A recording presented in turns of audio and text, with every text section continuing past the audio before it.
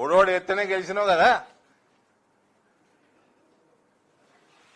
ఈయన కట home minister కావాలంటే ఈయన పోలీస్ అంతా గాడిలో పెడతాడు డిపార్ట్మెంట్. ఈయన గాడిలో లేడు. ప్రైవేట్ భూమి తెలియదు, పబ్లిక్ భూమి తెలియదు ఈయనకి.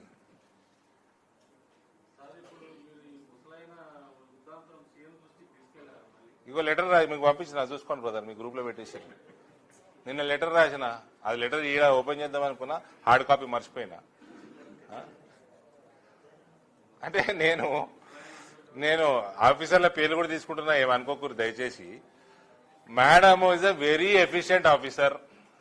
ఆ మేడం ఇక్కడ కలెక్టర్ ఉన్నప్పుడు బ్రహ్మాండమైన పేరు. అప్పుడే నేను రాజకీయాలకు ఎంట్రీ ఇచ్చిన ఆ టైంలోనే. ఆమె ఎవ్వరికి ప్రెషర్ కి లొంగుతలేదని టీఆర్ఎస్ వాళ్ళు పంపించేసి ఇడికెళ్ళి ఉమెన్స్ కాలేజ్ ల్యాండ్ కబ్జా పెడదాం అనుకుంటే మన క్రీస్తు పూర్వం ఉండే ఎంపీ ఉండేది ఒక ఆమె పడతా అనుకుంటే మేడం అడ్డుపడ్డది.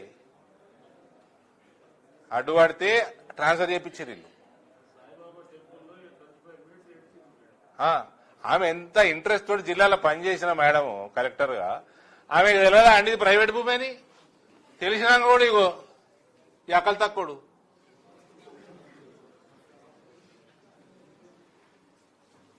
నేను 100 కోట్ల స్కూలు వస్తుంటే ఎగబడి తెచ్చుకోవాలి కానీ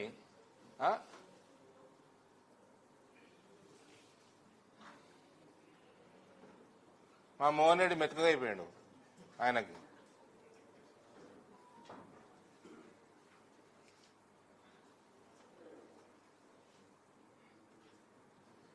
ఓఎల్ఎస్ సర్వే చేసి పంపించారా, ఎయిర్పోర్ట్ పనులు మొదలవుతాయి.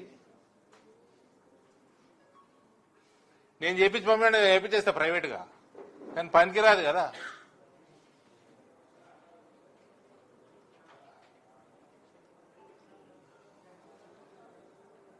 ఈయనకి ఈ బోధన ముసలాయనకి ఎథనాల్ ఫ్యాక్టరీ పెట్టుకుంటారట. రైతులు చెప్తున్న వినండి, ఎథనాల్ ఫ్యాక్టరీ పెట్టుకుంటారట. Nizam sugar factory తెరవనియాడినా